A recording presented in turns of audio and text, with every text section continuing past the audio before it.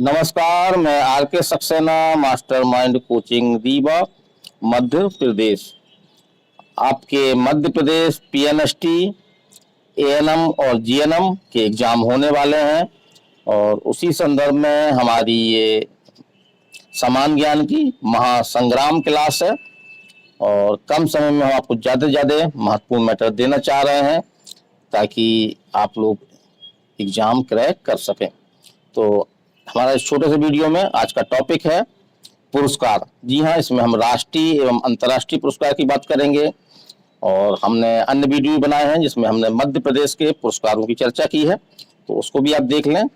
तो चलिए हम चलते हैं अंतर्राष्ट्रीय पुरस्कार। तो दुनिया का सबसे बड़ा पुरस्कार कौन है आपका? तो नोबेल पुरस्कार है। 1901 से इसकी शुरुआत की गई और वर्तमान में ये 6 क्षेत्रों में दिया जाता है आपका।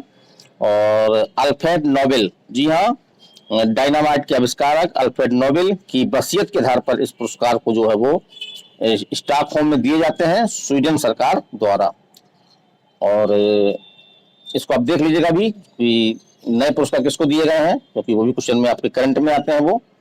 और सबसे कम उम्र के नोबेल पुरस्कार प्राप्त करने वाले व्यक्ति, ये कई एग्जामों में क्वेश्चन आया आपका, तो वो है आपकी मलाला यूसुफजाई।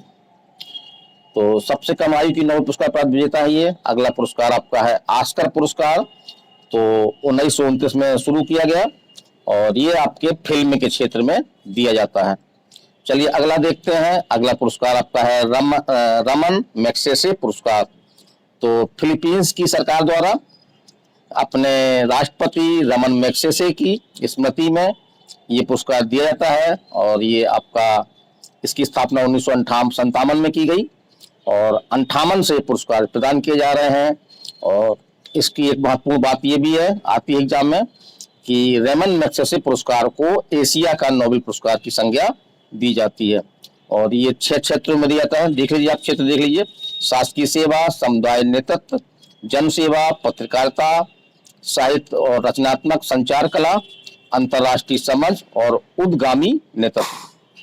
अगले हम बात कर रहे हैं मान बुकर पुरस्कार की। तो 1969 से इसकी शुरुआत की गई है और ये साहित्य के क्षेत्र में नोबेल पुरस्कार के बाद सबसे बड़ा पुरस्कार है।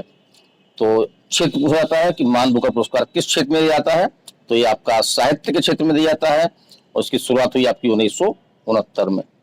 चलिए और अब हम बात कर रहे हैं भारत के पुरस्कारों के बारे में। जी हाँ, राष्ट्रीय पुरस्कार।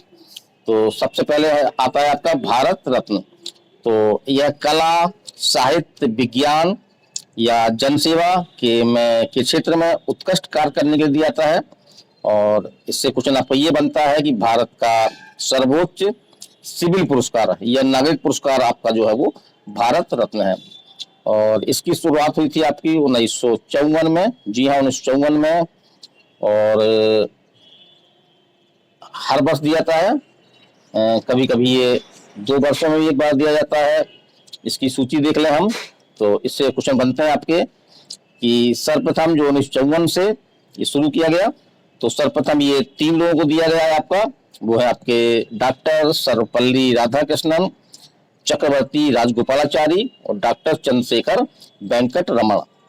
और देख लें इसमें और इम्पोर्टेंट है ये कि पहली बार भारत रत्न पुरस्कार जो है वो मरणोपरांत, माने कि मरने के बाद दिया गया। तो प्रथम व्यक्ति हैं आपके लाल बहादुर शास्त्री। इसी तरह से 1971 में इंदिरा गांधी को दिया गया और भारत रत्न प्राप्त करने वाली ये प्रथम भारतीय महिला हैं। और 1980 में हमारी समाज सेवी मदर टेरेसा को भी पुरस्कार दिया गया है। और 2023 में ये पुरस्कार दिया गया है। तो कई लोगों को दिया गया है, इनके नाम आप ध्यान में रखिए, एग्जाम में आ सकता है आपका। कर्पूरी ठाकुर हैं, लाल कृष्ण आडवाणी हैं आपके, एम.एस. स्वामीनाथन, भारतीय हरित क्रांति के जनक। तो ये क्वेश्चन पूछ सकता है कि भारतीय हरित क्रांति जनक कौन है, तो एम.एस. स्वामीनाथन। इसी प्रकार से चौधरी चरण सिंह हैं, जो हमारे प्रधानमंत्री रह चुके हैं। इसी तरह से पी.वी. नरसिंहा राव। अगला महत्वपूर्ण पुरस्कार है आपका ज्ञानपीठ पुरस्कार। तो ये आपका 22 मई 1961 को भारतीय ज्ञानपीठ के संस्थापक श्री साहू शांति के 50वें जन्मदिन के अवसर पर इस पुरस्कार का विचार आया और 1965, जी हाँ 1965 में प्रथम ज्ञानपीठ पुरस्कार प्रदान किया गया। और इसका क्षेत्र पूछता है तो ये आपके भारतीय साहित्य के क्षेत्र में दिया जाने वाला भारत का सर्वोच्च पुरस्कार है आपका ये। अगली हम बात कर रहे हैं, जी हाँ ये पुरस्कार काफी महत्वपूर्ण है, कई जगहों में आया है कि दादा साहेब फाल्के पुरस्कार।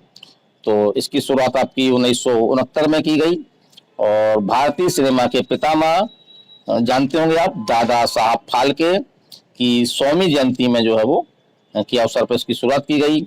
और ये पुरस्कार जो है भारतीय सिनेमा में दिया जाने वाला जो है वो सबसे बड़ा पुरस्कार है। और इसके बाद भी हम वीडियो बनाते रहेंगे। तो आप सभी का इस महासंग्राम पीएनएसटी, जीएनएम और एएनएम के लिए जो एक समान ज्ञान का महासंग्राम ही हम इसको कहेंगे, क्योंकि एग्जाम के पहले जो है वो महासंग्राम ही चाहिए आपको। और हम लास्ट में ये कहेंगे कि जीके को, समान ज्ञान को लेकर के बिल्कुल निराश मत हो, हम आपकी पूरी तरह से हेल्प करने के मूड में हैं और हेल्प कर भी रहे हैं। तो इसका लाभ उठाएं और इसको अधिक से अधिक शेयर करें ताकि अन्य लोग भी इसका लाभ उठा सकें। तो इस तरह के निरंतर वीडियो हम महासंग्राम श्रृंखला में बनाते जाएंगे, उसको आप देखते जाइए।